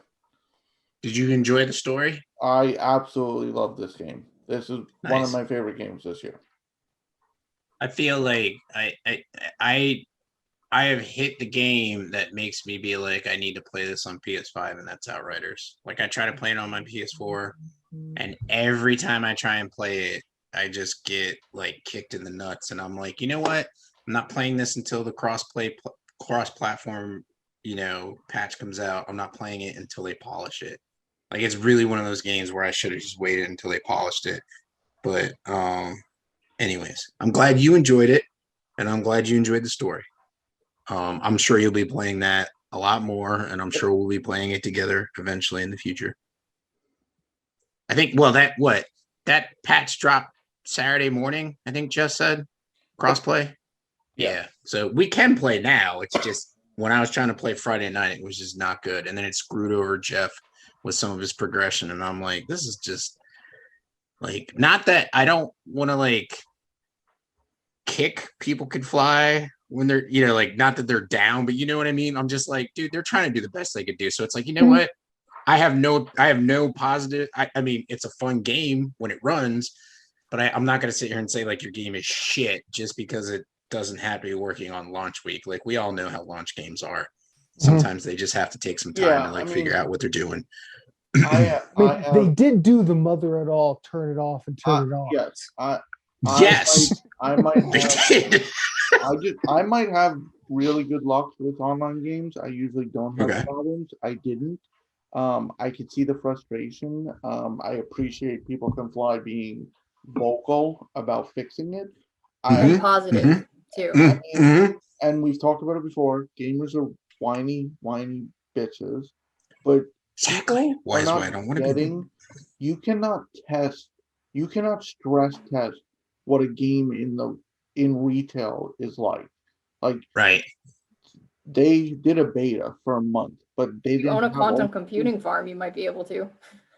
Right. But like, I don't think Kayla's investing. Like, they had. Yes, you can check all the pre-orders, everything you sold. Like, yeah, we can estimate like this is what served. I don't think they took into account the popularity on Game Pass. All those people playing the game that weren't going to buy it, like, you got to give them a break. And they inadvertently threw Square under the bus. Like, I don't think they intended to, but Square controlled the servers. People Can Fly had no control over. I'd throw them under the bus. Squeenix is used to being under the bus. It's fine. They had no control over those. So, like, people need to be paid. Like, it's literally a weekend. What is it? 2 weeks old now? Not even. Something like that. Yeah. It was April 1st. Yeah. April 1st. Not quite. It's like 2 weeks. When this airs, it'll be 2 weeks. Yeah. So, but I mean, and like I said, I can't be the only one. I'm sure plenty of people. I beat the game. I had login issues, but I had no other issues. And I'm done. I mean, I'm not done, but I mean, I beat the game. I'm sure you're going to sit there and grind through it and buy DLC because I know how much you enjoyed it. Well, yeah, there's end game stuff too, but anyway, there are some small news. Before you get to news, I just want to say one thing about Outriders. I did hear this on Waypoint Radio when they were having, I think it was launch day, when they were having a lot of their connection issues. They did, I think, what would be any other game company's big Twitter mistake on launch day, because they said, like, yeah, we know the servers are down, but like, what are your strategies for, or what are your tips and tricks you would offer up to Outriders players? And Austin Walker looked at the comments. He's like, here we fucking go. This is going to be a complete mudslinging fest. And it was actually like tens of comments of people going, oh, well, try this for this situation. And he's like, you guys are doing Twitter wrong, gamer. You're supposed to complain. I thought that was a nice little thing. Well, they also despite said their issues. Someone asked, are you going to let us know what went wrong? And they said, yes. Once we figure out the issues, we will share what our issues. So for future people, they know what we did, which is really cool. I mean, Mhm. Also in People Can Fly's defense, this is their first like ongoing online game, right? That they're claiming is not an ongoing game. But I mean, it's a constantly online game, and you play with other people. Sure. So it's their, it's the right, exactly. So like yeah, I said, Bulletstorm had a I separate have multiplayer mode. right. I'm like, dude, y'all do what you're doing. In 3 to 6 months, when it's like finally ironed out, I'll come back to the game and play the hell out of it. You know, I was like sitting there thinking, like, man, I think I'll just wait to play this on PS5 if I could ever get one. But anyways, go ahead, Jason. Well, E3, as we knew would happen, is completely digital this year. And it changed its name. Yes, it's experience now because it's online. It's experience Instead of now, XCOM. but you will not experience EA or Sony. Well, I wouldn't say EA is confirmed not doing it because So basically it's E3. they said there's still time for developers to sign up Yes. for the electronic entertainment experience. Right. So right now we have Nintendo, Xbox, Beautiful Capcom, delivery, Ubisoft, Michaela. Take-Two, Warner Brothers, Koch Media. That's Coke. That was just Co. Is it No, it's Coke? Coke. Coke. It's Coke. Fine. I had a The ninth Co- grade teacher who's Mr. Co, and that's how it's spelled, so I don't know. Coke. No, Coke, Koch. Coke Media is, I think it's owned by the Koch brothers. So Okay. fuck Them. by the way. I'm surprised Nintendo is early confirmed. That's nice. It'll just be a direct that airs with the. Well, see, that's the ESA. thing. Hey, we're going to be at E3. We're going to do what we're always doing while everybody else tries and does what we've always been doing. Yeah. You know? And there will be a state of play or whatever the fuck exactly around that time. like It just won't be with the Right. ESA. right, because Sony has realized they don't need fucking E3 anymore because E3 is fucking trash, and they're just like, we'll just put out our own little video that runs down everything, you know, that we would announce at E3. We don't need them to hype us. I mean, Also, spend all that money. Nintendo can press play for multiple years in a row. No. I can't wait. None of them really Exactly. need this new experience because since it's all digital, they can all just release their there's no stage presence or anything, but I don't know. We'll see. I mean, And it's Jason, I forgot to send you. I want to say the dates are June 12th to the 15th. okay. Speaking of Nintendo, Pac-Man 99 came out. I tried it. It's actually pretty fun. It looks ridiculous. I haven't downloaded It's- it, but it's I've been playing mayhem. Monster Hunter. It's mayhem. Yeah. Like Oh, I'm sure thought- it is. like Like it looks Mario like Kart. Out of not- nowhere, too. Just absolutely no warning. Yeah. was it though? Well, no, Mario died. Long live Pac-Man. Come on. Pac-Man I ate know. Mario. I really feel like Nintendo was like Tetris 99 took off. People like Mario. What was it? 35. 35. And it's like, what else could we do? And they were like, hey, hey Namco, what about some Pac-Man? Because that would be really cool to like make ghosts disappear from your screen and go to somebody else's. Like that's one of the games to like easily turn into a battle royale game that Mhm. you wouldn't really think is a battle royale game without like Tetris. shooting. You wouldn't think. Yeah, like you would think Tetris is a battle royale game. It's like, no, you're trying to like get rid of your lines to add them to somebody else. And it's like, that's ingenious. And I feel like Pac-Man is like the next logical step and like it's a really cool idea. I haven't downloaded it, I haven't tried it yet, but I think they've done good, except for taking Mario 35 out back and shooting one it. could say they abandoned Mario. Oh no, you They didn't. didn't No, you abandon him. fucking didn't. No, it's a They pun. dragged his ass out Oh. back and shot him in the fucking head with his shotgun. Segueing to the next news story. So I have a feeling that this is going to be a pattern for Nintendo. I just think they need to acknowledge that this is going to be a pattern rather than What? just pulling things off the store. Because I think they could have easily said, yeah, we're just going to try these timed, You guys battle royale. Jason's like, I ideas. had a pun. I know. I we want to get kill we it. get That's why he had to get mute it. me, because I wanted to kill it. We get it. You want to do your Kojima pun, but like, I don't feel like it. Pun denied hard. And you know it's bad when I'm not in. You know it's bad when your fellow punter doesn't want to pun, right, Michaela? Like you and I are usually like, I don't want to hear this shit. Like we're done. And Matt's usually the one that feeds Jason. They feed off each other. But when Matt is like, it's the secret Kojima, not so secret next project, Abandon.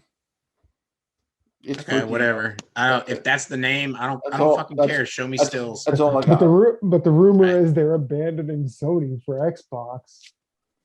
No, this Probably is 'cause confirmed for Xbox paid him a shit ton of PS5. money. Yeah, there's basically two conflicting sets of rumors. Abandon is confirmed is going to be a PS5 game. It's Okay, not then actually confirmed I that it's a messed that up. Kojima game. Yeah, Okay. there's this like the reason people think it's Kojima is because he's done shit like this before. I forget what game it was. I want to say it was one of the Metal Gears where it was being announced as being worked on by somebody else, and then he's like, "No, it's really me." This It was Metal Gear no-name Rising, studio, wasn't it? yeah, it might have been. And then there was the abandoned like news that we have is this like no-name studio that has like no social media presence, very little online presence. Their job listings are outdated, shit like that. It seems like a nobody, like tumbleweed rolling through the office type of nobody studio. So people are like, it's probably Kojima in disguise. He's done this shit before. And then the other rumors was that like Kojima was getting funding from Microsoft that he wasn't getting from Sony, so he was going to make his next game on the Xbox PC stage. So there's conflicting rumors. Business. I like the idea of it being somebody else other than Kojima. Like someone did this and just like, Warren Spector's making a game because he hasn't done it in a while. I don't know. Something like that, where it's just somebody else doing that. What if it was Yoko Taro? Yoko Taro's busy though. He's rolling around on the floor saying Nier Automata t-shirt. I'm just saying, what if it was Yoko Taro? You'd never see it coming. Yeah, exactly. Deathloop was delayed till September 14th. May something, right? May Cue 20th? up the Donald Glover meme. Good. Right, exactly. Like, polish it all you need to. I don't think it's a polish issue. I don't think the game's ready to run. It's a month. Really? It's a month. Or do you think it's either that, or do you think it's we don't have enough systems out in the wild to actually sell this shit type thing? No, I don't think the game. September is 8 months away. I don't think the game is in a playable state at this point. I don't think it's not a play. It's April. Oh, September. I'm thinking December. Sorry. I was like, Michaela's like, whoa, buddy, math. 5 months. I think it's almost ready. I've got 3 calculators on my desk. Like The Last of Us had what, like an 8-week delay there at the end? That's a polish. That's a polish issue. 5 months, that's more than something is broken when you start this game, is my belief. You hit start and it doesn't load or something. Like they're working out something. Shit. I don't think it's like, we have bugs. I think they need legit more development time. They're not ready. There was a misalignment. Like this was already delayed once, wasn't it? Wasn't it supposed to release earlier? This year. Yeah. Yeah. So there's something where they need more time, where it's probably, I don't want to make the parallel to Cyberpunk, but it's probably a situation where there's business people who are like, we want this game out. Here's the date that you need to hit. And then there's probably developers like, not ready, please stop it. And so they're like having to probably push. And this is hopefully the last big push where the developers do get the time that they need and the business people get off their ass to let them have that time. I always thought it was. I'll bet that it's going to be delayed to 2022. I'll bet. I'm willing to make that bet right now. The original release date was the release date that they gave before it had its first slide. I think it was supposed to be earlier. I think. Right. I understand supposed to be, but what I'm saying is like the actual release date that they gave wasn't like, it's early 2021. Like I thought it was May sometime, wasn't it? I think before it was May, it was supposed to be early 2021. And then it got pushed. What I'm saying is they didn't give a date for 2021. So what I'm saying is it's all the gamers out there and people out there speculating that this is when it's supposed to release. They might have said say February, but they did say early 2021. They said early. Okay. And then they said, all right. Okay. then they came out finally with the May date, and now. So this is technically the second. This is the first delay. This is the first delay. Yeah. Mm-hmm. Well, yeah. I guess the official delay, and I'm right because they announced the date to be the May date, and now they're like, no, it's pushed back to September. Yeah, right. And COVID is also probably slowing shit down still too. Right. Yeah. Because 50-50. I'm with Matt. I wouldn't be surprised at a 22 release date. Here's the thing. Horizon in the fall or God of War in the fall is gonna kick this shit to 2022. I wouldn't. Thanks, Matt. I know God of War said 2021 on it. I did not believe that shit for a fucking second. No, I don't either. Because if you look at the release cycles, obviously Horizon Zero Dawn was 2017 and God of War was 2018. So in the whole like cycle of making a game, Horizon Zero Dawn circle of life, as it were. Right, would be earlier than God of War, but like I feel like they're like Nintendo. Sony isn't going to be like, hey, you're going up against Horizon. I'm sure if I was them, Arcane, I'd be like, let's push it. I mean, spring. They put exclusives out together pretty close before from their like more third party, and then their like they not speaking words, but Detroit Become Human came out fairly close to another exclusive. I want to say, was that 2018? So it came out on the heels of God of War. So they will put games out within 1 to 2 months of each other. But I feel it's different when it's not fucking Horizon. I mean, like you're looking at something going up against Horizon. This like was God of War though. Let's put out something. We're gonna put out Detroit Becomes Human against like Days Gone. Like those are two completely different ends of the spectrum. Like when I look at Horizon and I look at Deathloop and I look at God of War, I want to buy all three. And if it boils down to it, when I go to this digital store and I have to pick a game, I'm gonna pick Horizon over Deathloop every fucking time. So that's why I'm saying like that is what it is. It's not like Sony saying, oh well, we can release around other exclusives. It's because it's fucking Horizon. Yeah. You know what I'm saying? I mean, it was already going to release near another exclusive though. Ratchet and Clank is a couple weeks later. People who buy because it's already set. Like people who buy Ratchet and Clank are not going to be looking at Deathloop. Like they're both like, I'm going to buy Deathloop. He's not going to buy both. You're not going to buy both? Yeah. No, because I'm going to buy one and he's going to buy the other. Oh. Moose. Okay. Well, but see, here's the thing.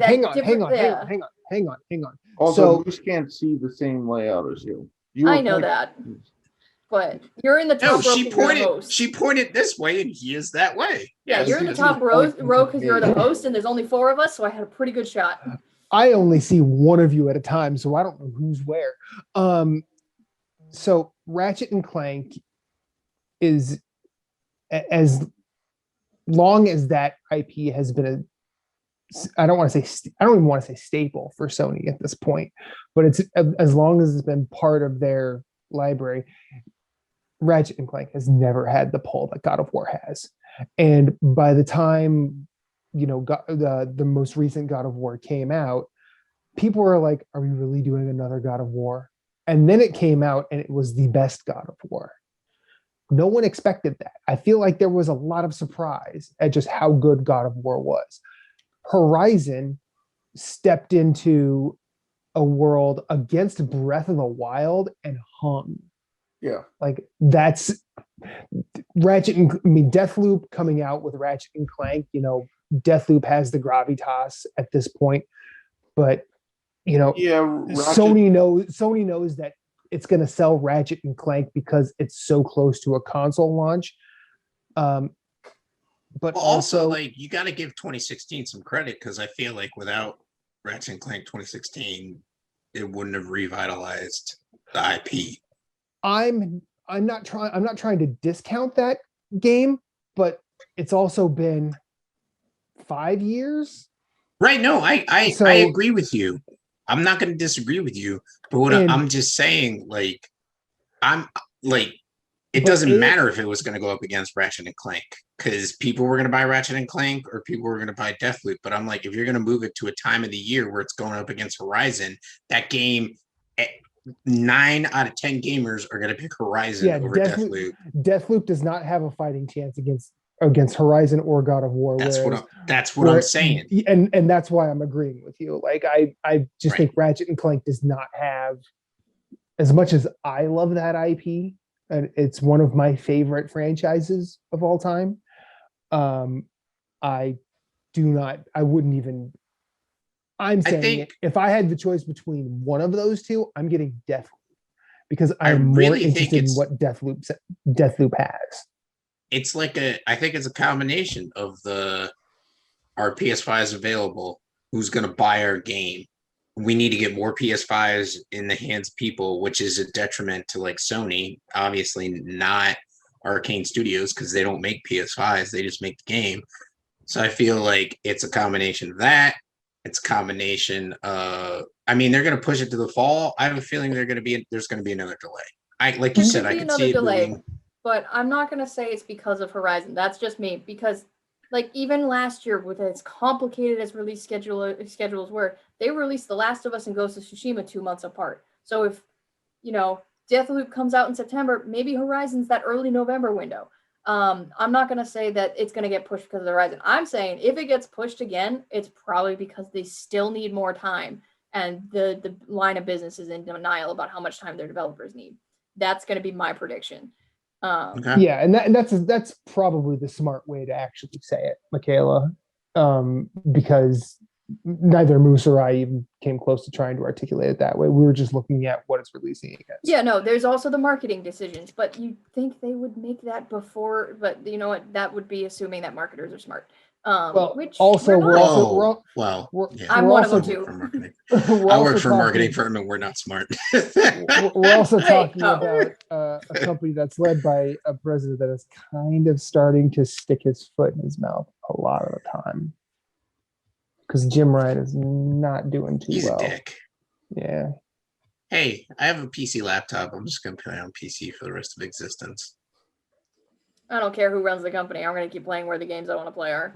I mean, that's true. I mean, that's a true point. I mean, that's a true statement. I just, wow. Whatever. Anyways. Wow. Wow. And the final pieces of news, Days Gone 2 is not happening. Is that hard confirmed, though? Because there's been so much these back are the and rumors. forth. I don't know how much this was. And then there's also the rumor that Bend was going to be absorbed by Naughty Dog, and then that we were going to get a Last of Us 1 remake. Which New fucking Uncharted. Why? I You would already say remastered it. You could remaster it so that it has features like it's compatible with the haptics and stuff like that. No, fuck that. No. There's plenty of games getting PS5 upgrades. No, it's already. It was already remastered for PS4, and you could play PS4 games on PS5. No, hold on. Don't do that to Sony Ben. Give them fucking No, the Sony Bend thing was about earlier. So like somebody who worked at Bend, I saw an interview, was like some developers at Sony Bend, when Days Gone was still early dev and there wasn't much to do because they're at the storyboarding part and stuff like that. Some of those developers who wanted work were on loan basically to Naughty Dog, helping them which makes do sense. stuff. It was about 30. A team of 30 was working on this remake. Yeah. But they're not being absorbed by Naughty Dog right now. That part of the article was patently false. No, because Naughty Dog will absorb Sony Bend, and they'll end up making Last of Us Golden Abyss for the next Vita. It's a walk, I know. But in terms of the Days Gone thing was partially confirmed by Jeff Ross. He was interviewed by David Caffey, and Ross basically said, I can't speak on this, but Jason Schreier's report would give more light. And the highlighted tweet was the fact that Days Gone 2 was canceled. So I don't think it was canceled. I think it was proposed and rejected. They rejected the plot because it was supposed to be a co-op adventure, I guess. or co-op multiplayer there were some aspects of co-op and multiplayer. But I mean, I've shared how I feel about Jason Schreier. It's all rumors. There's no proof yet. So until we hear that or don't hear that it's not coming, I mean, I'd like it to Days Gone 2, but I mean, Yeah, I don't think it's even. I don't think it's a sales issue so much or a business decision. I think the game has gotten a good enough reception. They've put it on the PlayStation Collection. They made it a plus monthly. They put it on PC. They have some faith in the IP. Maybe the proposal just wasn't right for the timing. I think it is also rumored that they're already working on a new IP. Yeah. So they might just not have the resources to run development in parallel on two things right now. There's a lot that we don't have confirmation on because it's all rumors and speculation. I wanted to walk back a second, though, to the Last of Us remake proposal for PS5. Two things. I know it got remastered for PS4, but that was at the very beginning of the PS4 life cycle. And I don't even care so much visually, but even just things like support for the new DualSense controller with the triggers and the haptics. That's one thing. My second thing is The Last of Us Part 2 was the pinnacle of PS4 in a lot of ways in terms of technical. The sound, the visuals, the graphics, the consistency, the world building, all of that. One of the biggest things it did was accessibility through things like its audio design. I would love to see that applied to the first game. You can play that game without being able to see. You can play The Last of Us Part 2 feasibly. Their accessibility is fucking awesome. So accessibility and support for the DualSense, I think would be great for not a remake, but a PS5 upgrade of The Last of Us Part 1. If you like. And what's the difference if a small team does it and Naughty Dog still works on their next project? Yeah, which may or may not. Don't play it. I mean, yeah, I know it was already remastered, but like Michaela said, the beginning of PS4 and then what devs did at the end are almost light years if you look at some of the games. So, I mean, and a lot of games that came out at the end of the generation are even just getting PS5 upgrades. Like Neo now has adaptive triggers, which is bizarre. But it does. Yeah, really. I mean, I think the biggest problem is a lot of people assume they're just doing a remaster. They're not working on new IP. But I think that's only half the story. I think it's a small portion of their studio, maybe the part of the studio that only works on the back end of the game. They got nothing to do when the game's only in development. So why can't they work on this and put it out? They're working on. It's not like a new code. It's not like It's not like when GTA 5 went from PlayStation 3 to 4. They added that first person mode. That was that was pretty. Last of Us extensive. remastered for PS5. Obviously, I'm not a developer, but I would imagine it's a lot simpler than changing GTA completely to. Also, PS3, PS4 were not compatible. Right. Whereas you can play a PS4 game on a PS5, there's less lifting up from the ground to do there anyways. Also, I wouldn't be surprised if we saw a PS5 release and a PC port, and that would be at the same time. I don't know, you same time.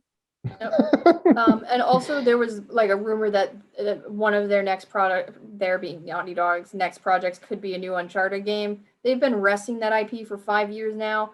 It seemed like the end of Nathan Drake's story. I'm wondering if you pick up with the daughter. Spoilers for the end of Uncharted 4. It's 5 years old, okay? Fucking fight. I'm not. I was just the other. Do another Lost Legacy. Well, I heard Lost Legacy was dope. That's what I'm saying. The other rumor was it'd be a young Nathan Drake to tie into the movie. I'd like to see the daughter. I'd like a new protagonist. Yeah. Nathan Drake. I would love to see them start with the daughter, give it a little bit more time. Do something. How old was she? How old was she in 4? She was maybe early teens. 13. I mean, yeah, early teens. 14. So pick up, give her enough time to be like gotta make sure early it's not 20s. Right. Make it Tomb Raider. And just don't make it fucking Tomb Raider and pick up from there and have fun with it. And just open with her playing Crash Bandicoot on PS1. It'll be fun. Everyone will love it. Everyone will love the homage. And then she'll just be going, "Why did my dad like this game? This game fucking No, sucks." she's got to she's got to be playing the new one like on PS5 or some shit. Yeah, 4. Yeah. What is it? It's 4? about time. Yeah, 4. It's about time. Yeah. It's about time. Oh, and then quickly jumping back to Days Gone, if it kills on PC, I bet you That could rekindle. Yep. And again, it might not have been a sales issue. It might have been the proposal wasn't what they wanted at that time. Like it could have been like Horizon was originally proposed as a co-op experience. I don't know if you guys knew that. I mean, Yeah, it was. Like Sony shut down or laid off a lot of people from the Japan studios. So I feel like they might be like, it might be more of a like, what do we want to focus on? Like you said, not that the game, we don't want to do a Days Gone 2, just like currently we have to figure out where we're going to have these employees that we have now working. And so it's like, okay, well, let's put that on the back burner and focus on what we want to put up front first, because like Days Gone is going to PC, what, the summer? I don't even know what the release date is, but it doesn't have a release date, so it's going to be sometime soon. So I feel like they're like, okay, your game is going to hit PC, within 2021. So that's kind of like a release. I'm not saying it's a new game release, but it's like, okay, well, that's happening for y'all. Let's maybe help another studio do this, because like I see it with the company I work for, where it's like, okay, well, this is not doing anything right now, so we're going to move these employees over to do something else with this team to help them get up and running what's going, and then we will come back to you and move you back to your own project and pick up where you left off. So I can see where like Days Gone 2 was not necessarily like scratched because they were like, no, Days Gone is an absolute trash IP, but I could see it being like, we're going to put it on the shelf because right now it's not like the most opportune thing for us to do. We have to deal with the resources that we have, and this is what we want to do with them, But I still don't think a fucking Last of Us remaster for PS5 is a good idea. But anyways, it's just because I have a personal hate for that game. Sorry. I'm not a huge fan of it myself. To play it, I liked watching other people play it because I don't like the scary stuff. So I played about 6 hours, then stopped. You're more of a baby than I am. Oh, I'm a huge baby. I'm not hiding that fact. I am a huge baby. I don't like jump scares, period. I never said you hit it. I mean, yeah. Oh, I am quite upfront about the fact I didn't even finish playing until dawn. I passed the controller to my roommate while I was streaming it and didn't finish I never it. played. Sadly, I never played that game. And I did not pick it up when it was free. So okay, I'll give you. Do you guys know about the terrible chapter in FF15? Other than the fact that all of FF15 is kind of terrible, there's a chapter that's kind of like a jump scare chapter where you have no weapons and you're just kind of fucked the whole time. I got scared during that and had to call my boyfriend and be like, I can't play this game. It's fucking Final Fantasy. That's so funny. Okay, I don't like jump scares. I don't like them. They make me I am not the physically scared angry. rabbit of this group. I just want to let that be known. And it's not even that a scared rabbit. You don't want to be anywhere near me when there's jump scares happening because my first reaction is to hit. I'm fight or flight. My fight is 99% on. Yes, but if I'm next to you and you hit me and I'm not the one that scared you, that's not fight or flight. That's just lashing violence. out with random anger. It's that mass hole violence. Matt. Yeah, it's just like, nope, I'm from Boston. Yep. No, my fight or flight is hit whatever is closest. So you don't want to be next to me when I get jump scared. Jeez. Yeah. So yeah, those are my thoughts. I'm just thinking of this scene from Aqua Teen Hunger Force where I would just run to the nearest living thing and kill it. Yeah, pretty much. All right. Well, okay. So, do we want to talk about what happened with was it Intel? Was it a GDC thing where they decided they're going to incorporate racism sliders? Whoa, I missed something. I missed that too. Let's talk about it next show. Yeah, because that's probably going to need something to get into, and it's 10:30 already. I'm So. thinking about it, and I'm also tired. I'm like, I shouldn't really say anything because I Yeah. don't have any salient points to really bring forth. But just like, look into that. That's some weird shit. Moose. Bye. Story Route Zero, we have some cool friends who do some cool things, and I'd like to tell you about them. Phoenix Overdrive uses the power of games and gamers to help heal sick kids through the charity Extra Life. Phoenix Overdrive fundraises for Children's Miracle Network hospitals all year, every year, and the fund culminates in a 24-hour gaming marathon. Find out more about their events and projects online via Facebook at facebook.com/Phoenix Overdrive or on Twitter and Instagram at PHX_Overdrive. You can also join the Facebook group of Pawn Stars at facebook.com/groups/PO Nation in order to share and discuss all the latest in nerd culture. They've also got a podcast, Nerd Overdrive, which you can see weekly at youtube.com/Phoenix Overdrive. You can also catch it on Facebook Live or twitch.tv/PHX_Overdrive. That podcast is also published on Apple Podcasts, Google Play, and Stitcher. You want merch? They got merch. Merch can be ordered from tinyurl.com/PHXODmerch, a portion of which goes to their fundraising efforts. Join the nation and be a hero to sick kids, as El Capitan Rey Osorio, Lee the Maestro, and Becky, the lovely queen of the guild, always say, #Rise Above.